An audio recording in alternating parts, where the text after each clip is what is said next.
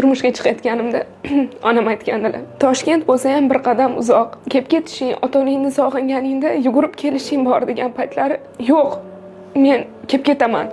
Bir oyda 3 marta, bir oyda 2 marta kelib ketaman degan fikrlarni bildirardim. Vaholanki aslida umr yo'ldoshingiz, qaynanangiz, qaynotangiz ruxsat bergan taqdirda ham farzandli bo'lar ekansiz. Farzandingizni holiga qarab uzoq yo'l qiynalib qolmay deb ota-ona bo'lganingizda farzandni o'ylar ekansiz. Lekin bir oyda harakat qilaman 2 marta borishga.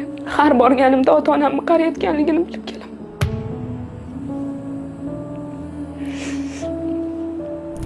Xudoga shukr, ota-ona mehridan qiynalmaganmiz. Lekin biron bir xursandchiligingizga sherik bo'layotgan, haqiqatan yurakdan samimiy xursand bo'ladigan inson bir kun yo'q bo'lib qolishidan qo'rqaman to'g'risi. Rahmat otajon, bizga shunaqa chiroyli, samimiy tarbiyalab berganligingiz uchun. Bilasizmi, dunyodagi eng yaxshi otasiz.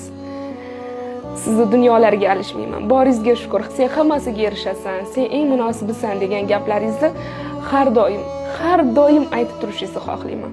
Men esa kunda kunora sizga qo'ng'iroq qilib, "Dadajon yaxshimisiz? Men sizni yaxshi ko'raman. Baxtimga har doim omon bo'ling" deyishimni umrim oxirigacha aytishlikni Allohdan so'rayman.